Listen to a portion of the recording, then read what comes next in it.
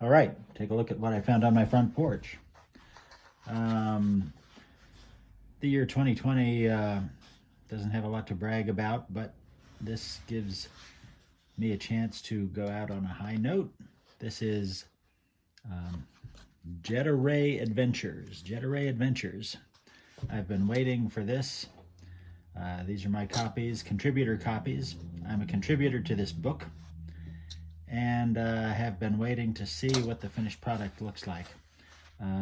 Shipped from my friend Jim Turnus, who originated all this, and he put together, from all indications, a stellar package.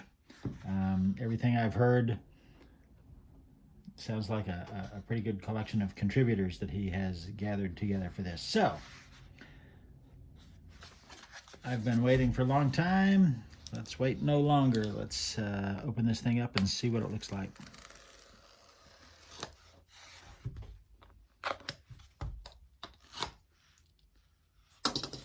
Okay. Ooh. There's two copies. Nice hardback book. Take a look at that. Jetta is Jetta Raye is a comic book character. She is like the teenage sweetheart of the 21st century, or at least that's what she was originally.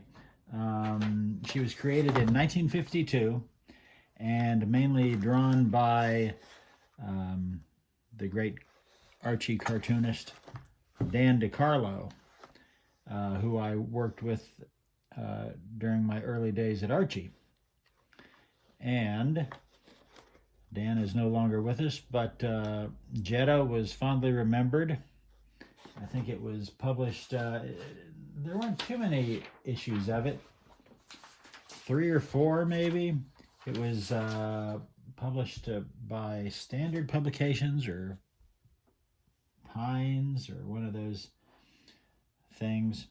And so anyway, back then, Jetta was the teenage sweetheart of the 21st century. I think she's probably been promoted now to the teenage sweetheart of the 22nd century, since we've chronologically caught up to her.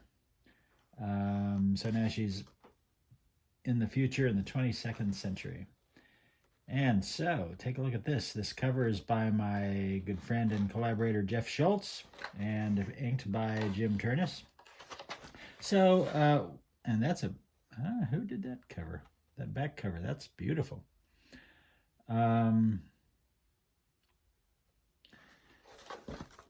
Jetta is a high school student, typical high school student in the 22nd century. So here's our title page.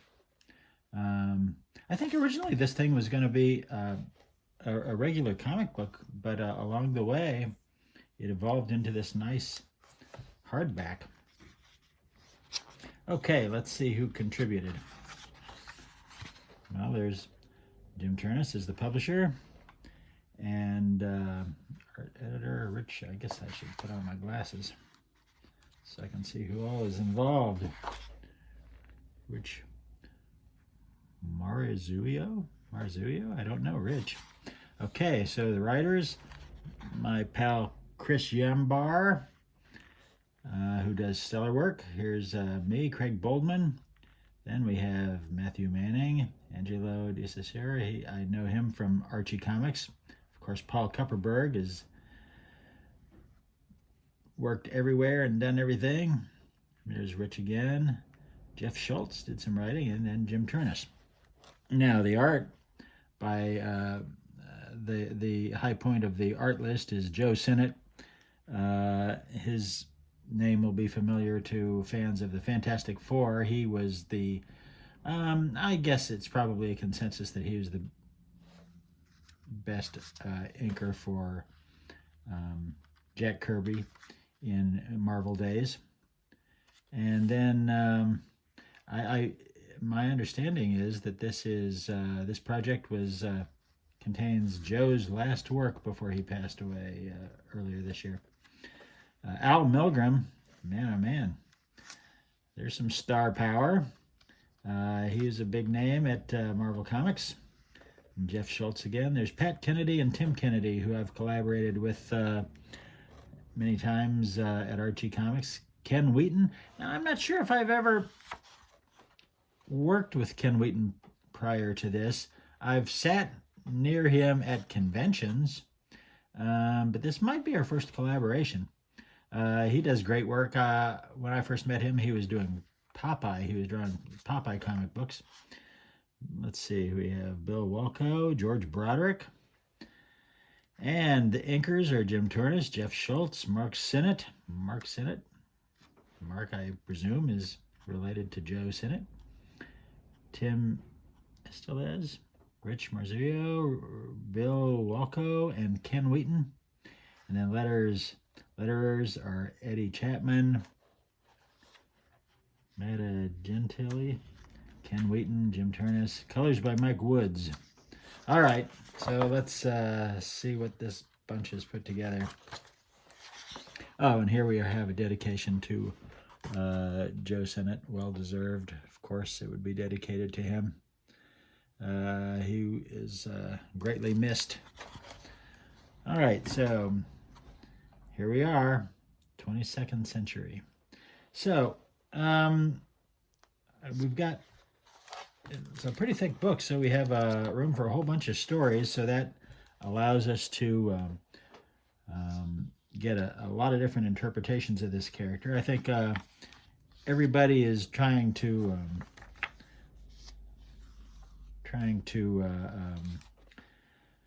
pay homage to Dan DeCarlo, who created the strip, but putting our own spins on it. So here's Shake Your Body.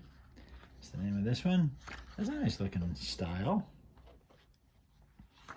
I think I wrote 4 stories for this book. Okay, here's one of mine. I remember that. I knew that instantly because I remember writing Jetta floating upside down on the first page. As a matter of fact, I pulled out my script pages for this. This is how when I'm doing a script that somebody else will be drawing, that's sort of the way it looks. So you can see that, and then it was handed over to my confidant, Jeff Shultz, and he turned it into this beautiful piece of art. And let's see, she's excited about something. What the heck was that? Oh yeah, she's got an invitation to the Cosmic Equinox. She's going to a gala, and I'm sure complications will arise. So Jetta, when this was created, I think 1952, Dan DeCarlo was probably he probably created Jetta concurrently with the work he was doing for Archie. He was probably doing his earliest Archie work at the time. And this is the same genre, except with a science fiction spin to it. And of course, Jetta is a female protagonist. This is, in case you didn't know, this is Jetta here. And this is Jetta's boyfriend. His name is Archie. He's kind of fun to write. And then I think we have a guy who is a genius. His name is Gizmo, and he invents stuff. That's always handy to have around when you're writing stories. Okay, so here's one of the stories by Pat and Tim Kennedy. They do great work. Man, let's press on. I think I skipped. This looks like I skipped a page. I think we're into a different story here. Maybe not. All right. Let's see, what do we have here? Here's one with George Broderick artwork. Nice work, George. Oh, and here's a little hat tip to Joe Sinnott's work on the Fantastic Four, so that's nice. Oh, look, I wrote this one too. Head of the Household, it's called. And another one by Jeff. You know, Jeff, we've collaborated on many Archie stories, and we get to see each other at conventions once in a while. And he always does fantastic work. More artwork by Jeff and story by Angelo in this one. Look at this. The printing is beautiful. And, oh, I know this one. I wrote this one as well. So for you foot fetishists, here Jetta needs new boots. But that's just the launching pad. I think the complications start up pretty quickly. This is an epic. I think it went on for like 10 or 11 pages. And what do we have here? Oh, here's Chris Yambar. I always love seeing Chris's work. He wrote this, but he draws his own comics, and he's done lots of work for The Simpsons, comic books. What else do we have? Man, how many pages is this? It's got to be at least 100 pages. This is great. I love the look at this. Look at that face. That's interesting.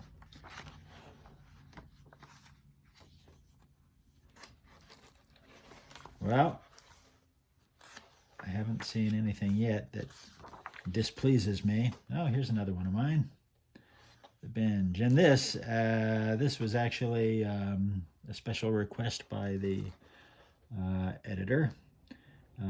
He wanted something that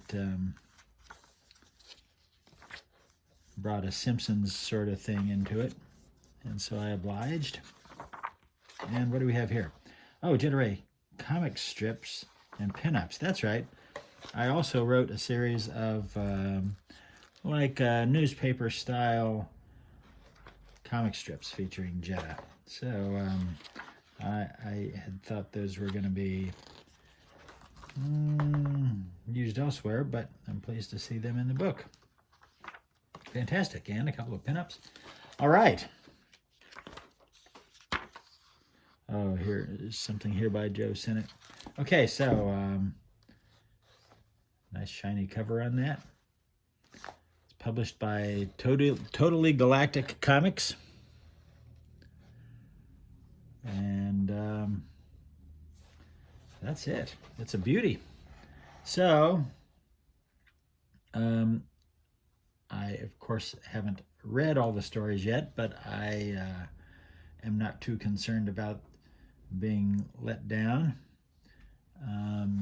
It was a pleasure working on it, and I hope we'll be doing more. As a matter of fact, I understand that the plan is to continue doing Jetta in traditional comic book format, so I'll hope to be involved in that as deeply as I can. Oh yes, so you're going to want to order your own copy of this, and here, look, jettaraye.com is where you want to go, and that is where you can learn the secrets of how to order your very own copy or 2 or 3 of Jetta. So she spans the decades. Here, this is a little collection of Dan DeCarlo's original Jetta stories that was compiled a few years ago by a different publisher.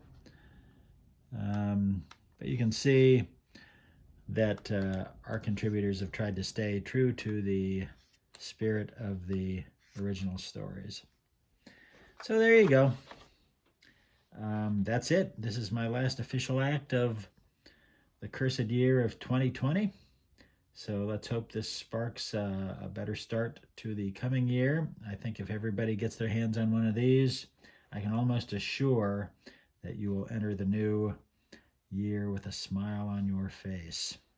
So that's it. I'll be saying adios, Happy New Year, and we shall talk again.